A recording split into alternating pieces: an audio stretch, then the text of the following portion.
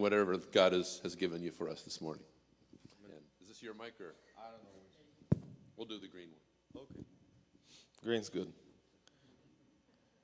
It's a pleasure for us to be here with you guys, and we're so thankful for this church and you guys sending this team last summer to our site. We had a great time. We made a great connection. As a result of that, we're here in Lexington visiting together with Sam this time. And we send greeting. We actually bring greetings from the team down in El Salvador as well. So thank you for having us here. When we think of the Great Commission that we actually just heard several or enough versions of it this morning in Matthew 28:18, where Jesus says, "Therefore go and make disciples to all nations." And by the way, all nations starts with your very own Jerusalem, according to Acts 1:8. And your own Jerusalem means this town, Lexington, where God has placed you all, for X or Y reason. We have to understand that prior to that sending, there's an invitation from God. God is always at work everywhere. He's bringing his people to himself all over the world. And he's constantly inviting his children to join him in what he's already doing. And it's not that he needs us to get stuff done or to get his work done. Honestly, think about it, right? He didn't invite us to create light. He didn't invite us to design a lion, for example. He did not invite us, human beings, to the creation of mountains or the seas. He spoke and things were made. That's what the Bible teaches, right? The power of his word. We were not even a thing. Humankind was not even a thing when all this creation happened. Yet, after human beings were created, God was so kind to start inviting them into the development process of his creation. For instance, he didn't just call Adam and say, "Hey, Adam, I want to introduce you to elephant or to tiger or to whatever, eagle." He actually invites Adam to name the animals. And that's the first task, the first work that God invited humankind or men to do alongside, because we are dearly appreciated in the heart of the Lord. And that's Genesis 2:20. By the way, I'm not making this up. You can go and look for it. And you'll see that God gave this task to Adam to do. And just like Jesus did in the past when he called his 12 disciples to join him and witness his mighty works among the people in his time, he is inviting us today to join him so we could witness firsthand the magnificent work of the Holy Spirit and his transformational power that many times leaves us speechless. It is a real privilege that not many are willing to enjoy, honestly, to join God in his mission all around the world. But I want to invite you this morning to pay attention to what God has to tell you. I want to tell you a story.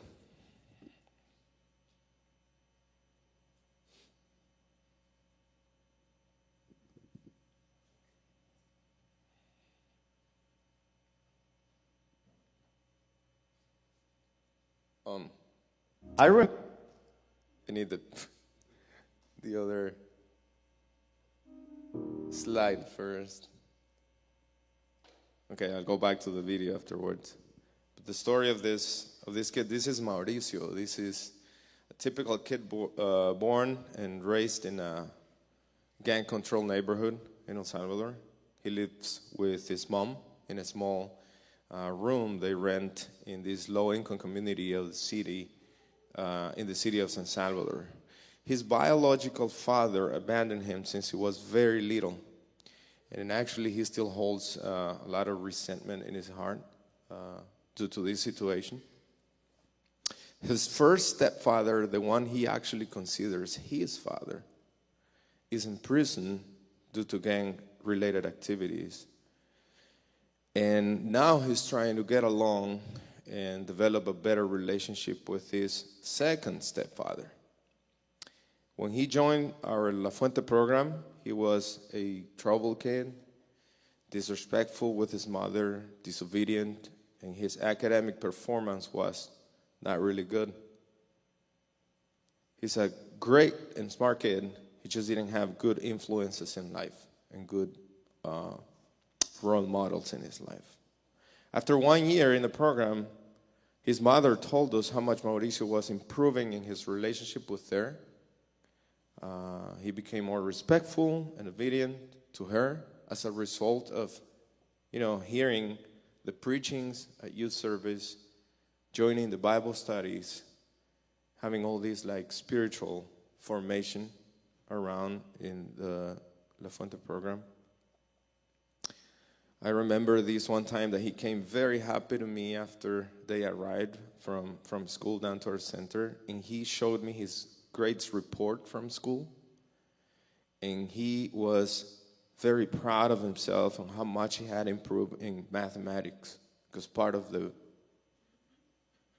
service that we provide to these kids is tutorings in different subjects that they have to go through in school. He actually managed to comply with all the requirements to earn the high school scholarship at a private Christian school that we partnered with, which, by the way, is another of our programs. And also is involved at our La Fuente FC soccer program on the futsal division. God has given us the privilege to see a new Mauricio, a Mauricio that loves the Lord and wants to do things right. He's in his senior year in high school and will graduate this coming fall. His life's perspective has changed, and he definitely wants to build a better future for himself with God's help.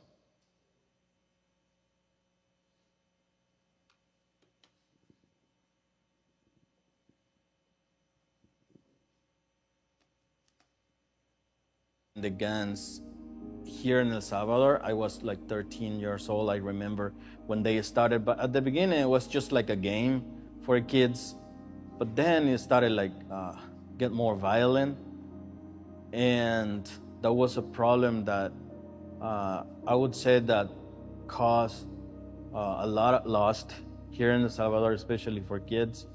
The more this structure grew, they were more violent against people. They started to asking for la renta, which is you have to pay to live where you live, right? So in your neighborhood, because actually poor people couldn't pay like the renta, and that's why they were assassinated because of that. And now you can go to any park and maybe to have fun with your friends, right? Or families can go to the park and have fun with their kids. That is something that we couldn't do 2 or 3 years ago. There is a lot of things that we also need to change. We are trying to change all those bad situations that maybe in the future were really common, because the violence and those environments that we had in the past now is really different. Therefore, we try to share the love of Jesus with them. We have some kids in the La Fuente FC that they don't have father, they don't have mother. Now we have children that they are losing both parents because they are in jail. Many families doesn't have enough money to give their children a better future. And yes, I am very proud to be here because La Fuente have helped me a lot with my studies and with my family and my mental health. I can trust of all of the staff, and they can give me support because they always remind me that I can trust them and God always will help me. I think that we can provide them with what they need coming here to La Fuente or Envision because thankfully we have tutors that help them to improve their studies, but also we try to help them emotionally. So sometimes it's like they have a lot of problems that have to face. We have a psychologist here for them if they have any problems, or they can talk to this person, right, to express their emotions. We're trying to have a good team, a soccer team right now, and we're providing the tools to them. We provide the equipment like soccer balls, uniform, cleats, and what they need. Also, we provide transportation and food for kids. So, what does soccer, leveraged as a tool for the church, offer? They offer the exact same things, but in a pure, genuine, bigger purpose, a family.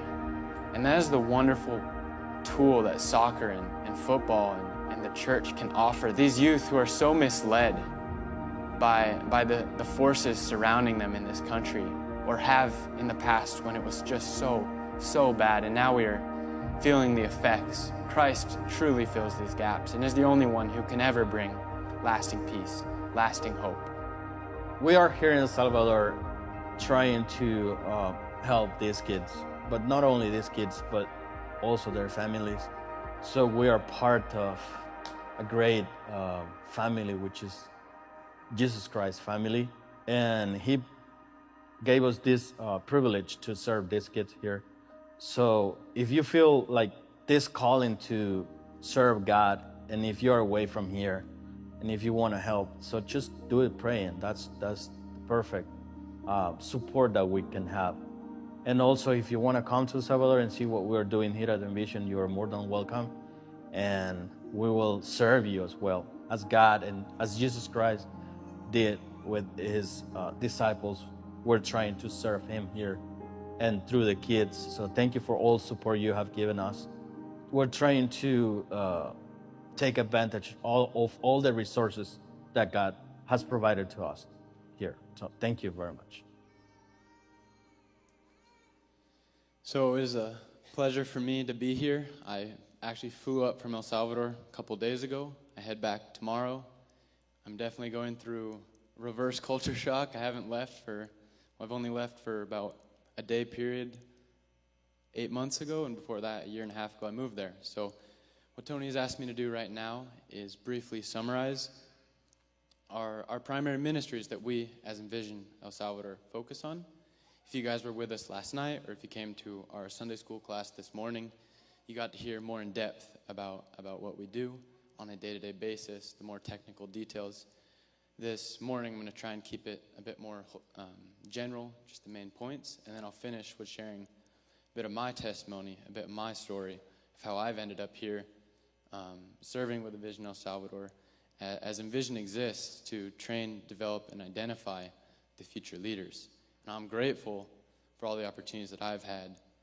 I grew up in the Alliance, and I'll talk more about that to where I am now. The Lord has blessed me abundantly. So there's three main ministries that we'll focus on sharing this morning, and all of them serve to fulfill our vision, which is to build better futures together for the glory of God in El Salvador. We make it our goal at La Fuente, which is our primary and longest running ministry, to equip these youth with the skills and resources needed to rise above the cycles that they've been born into.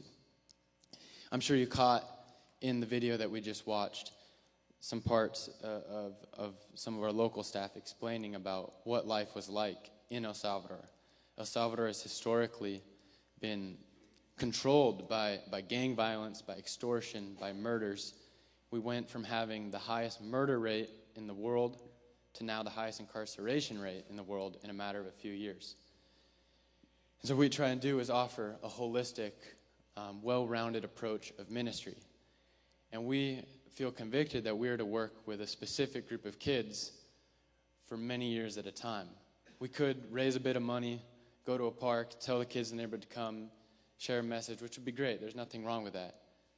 But then we would leave, and who would be there to go through the hard parts of developing relationships, walking through them as they go from stepfather to stepfather to stepfather, from parents being thrown in prison, from parents being thrown in prison, to moving around.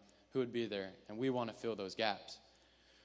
So the 3 words that I would use to describe our La Fuente program, which is a program that is used to educate the kids, meet, as you can see, their social, feeding, vocational needs, all the needs that are needed that their local government, their parents have failed to provide for them. And the 3 words that describe that are holistic, consistent, and intentional. And your group that came, it is so awesome for me to see some familiar faces in here, got to take part in that. And that's one of the joys of being with Envision, is we get to partner with local Alliance churches or U.S. churches to come alongside us. We also get to bring interns. I started out as an intern over 3 years ago with Envision El Salvador, taking part in these aspects. We're sharing the word, opening it together, educating these kids. So that is La Fuente. It is a ministry that we have seen much success. And one of the ways we can measure success is our scholarship program.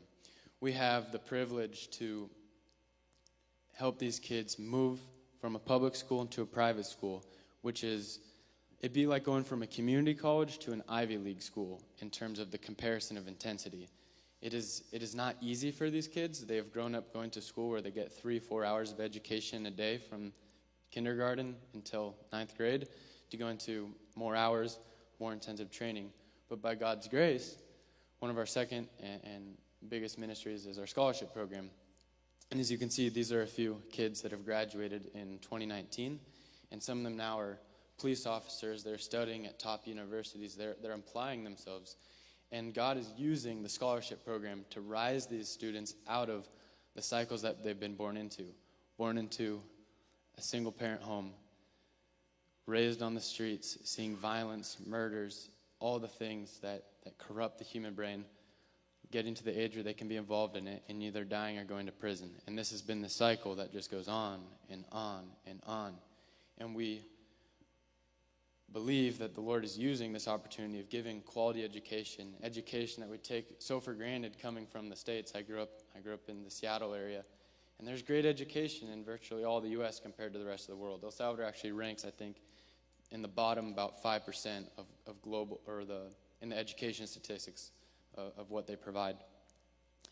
And so these are some of our graduates that come through that program and are now getting outside of those cycles they were born into. And the last ministry that we focused on is called La Fuente FC. La Fuente FC is a football ministry. And as a show of hands, I'm just curious, raise your hand if you've ever played on a formal soccer team in your life. We got a few people. In El Salvador, football, as we call it, or soccer, is everything. They dream, they sleep, they eat, consume football or soccer every moment of their lives. It's the only thing that especially the guys can think about. And when I arrived in January of 23, there was no soccer ministry going on. It was a concept that used to exist. It was a small ministry, but we didn't have the personnel to do it. And I actually did not know that now I would be applying to return to work full-time for the soccer ministry when I got there. I had no clue that this was what the Lord had in store, but by God's grace, I can relate with those kids. Soccer was a huge part of my life. At one point, actually even an idol. It consumed my life, but God freed me from that, and now I get to use it as a way to connect with these youth that are from very, very broken areas. We have 2 main projects.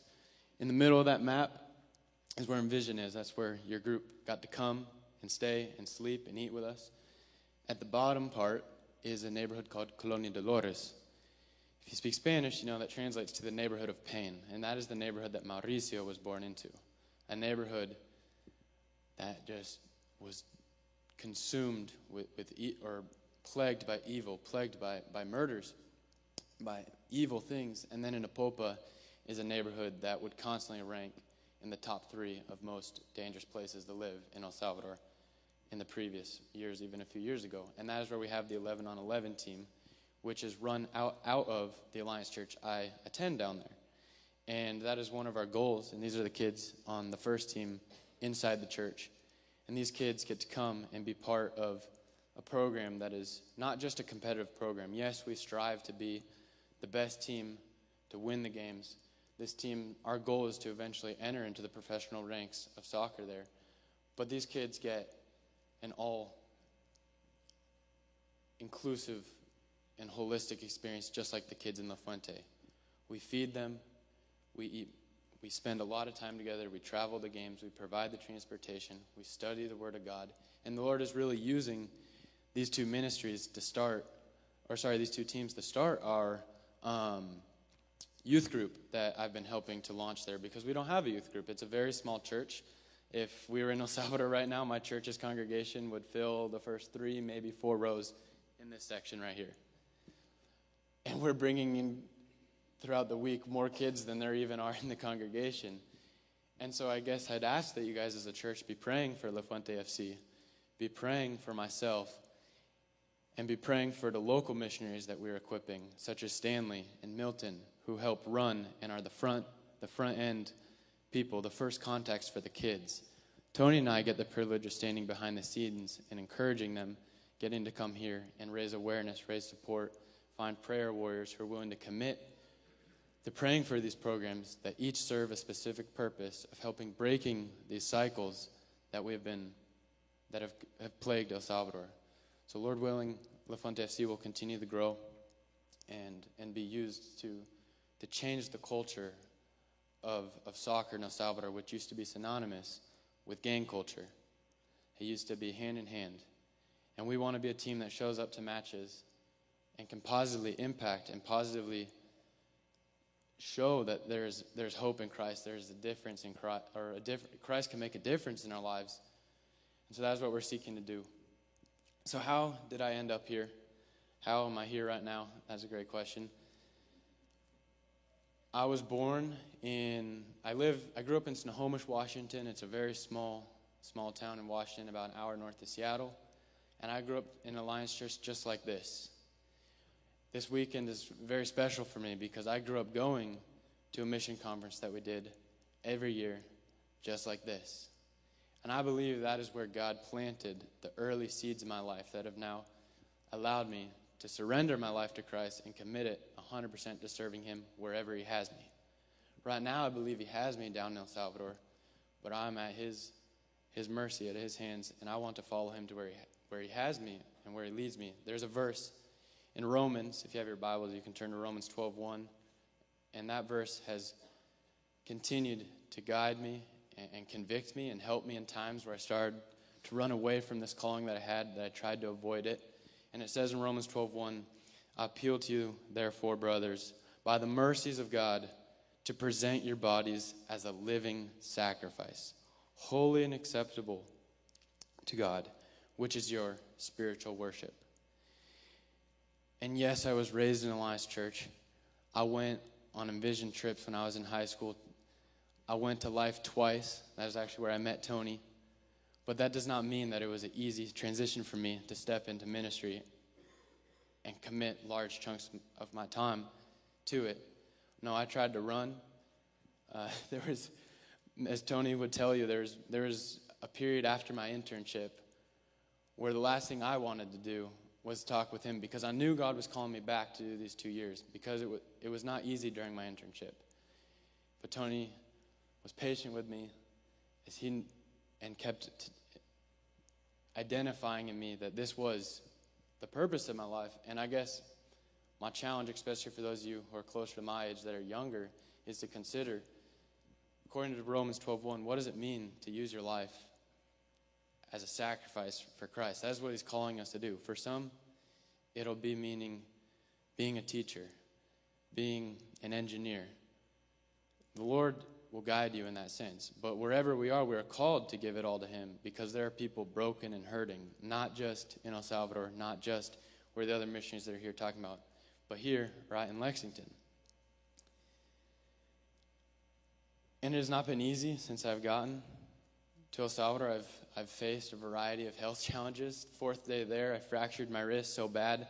I have 8 pins in it and a titanium plate. Basically came right off. I got stitches out the day before I got here. Literally on Wednesday, I got stitches out. Flew out on Thursday.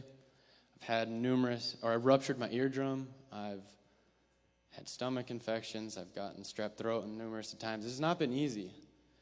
And that's a picture of me when I was an intern. It's not been easy, but I keep coming back to Romans 12:1, and I believe the Lord has called me to offer my life to him, wherever that be. And there is a hidden joy that I would say comes with that. That when you surrender your life and allow him to guide you and commit it all to him, he fills those holes that we all have. All humans, no matter where, are hurting. It don't matter where. It does not matter where, but there are people hurting. And only Christ, as I said in that video, will fill those holes and continue to. And when it gets hard, I always turn to Revelation 21:4.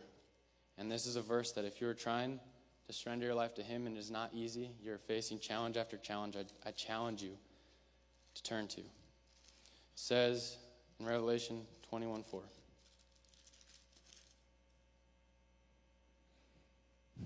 He will wipe away every tear from their eyes, and death shall be no more.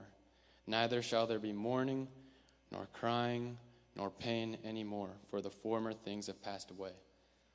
And this life is just a glimpse. It is just a speck of, we're just dust. We're just plants that rise up, as it says in the Psalms, and it dies the next day. But as we conclude a missions morning, as we conclude the Sunday service, I can have confidence moving forward because I know that in eternity, all the challenges will go away. Whatever challenges y'all are facing this morning will pass. And it is worthy to invest in other people. It is worthy to share the gospel. It's not going to be easy in my experience, and I know that in the next stage. But as it says in Romans 12:1, I'm called to give my body as a living sacrifice, and that is what we at Envision El Salvador are seeking to do faithfully. It is not anything fancy. It is not anything glamorous. It is simple, honest gospel work. But we can have confidence knowing that it is genuine, it is pure. So thank you for having us. It is a joy to be here. Yeah.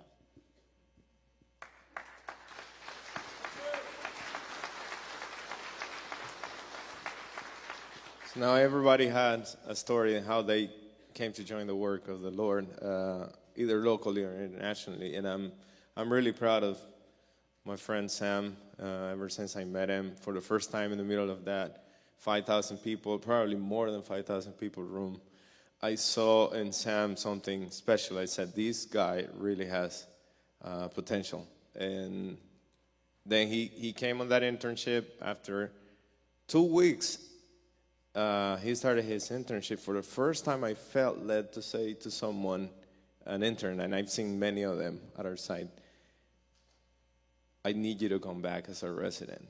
I was like, what are you talking about? I'm just like 2 weeks in, I'm barely just getting the feeling here in El Salvador, right? And I'm like, I know, but I just feel from the Lord that you need to come back as a resident. And he was like, I'm honored that you're asking me that, and that's your desire, but I need to pray a lot about this and talk to my parents about it. And I was like, no worries, do it. I know the Lord is going to bring you back. And just part of the story is that he leaves.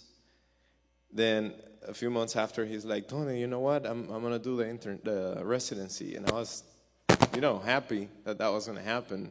But later on, he goes like, Tony, I'm not going to do the residency. I was, okay, that's okay. If the Lord is telling me not to do it, then a few months later, he comes like, you know what? I'm going to do the residency. But not in El Salvador. And I was like, okay, no problem. That's good. It's good that you're making the decision to go on this residency. There's 19 or 20 more sites of Envision where you can go, and many other organizations where you can go and serve the Lord overseas. And then he comes back finally again, and he says, like, I'm going to do the residency in El Salvador. I was like, I knew that. I knew it was going to happen. So it is not easy. That's why he was saying, like, Tony was very patient with me, because anyways, I knew. And yeah, we have been growing this relationship with him, and I knew that he was going to become eventually a international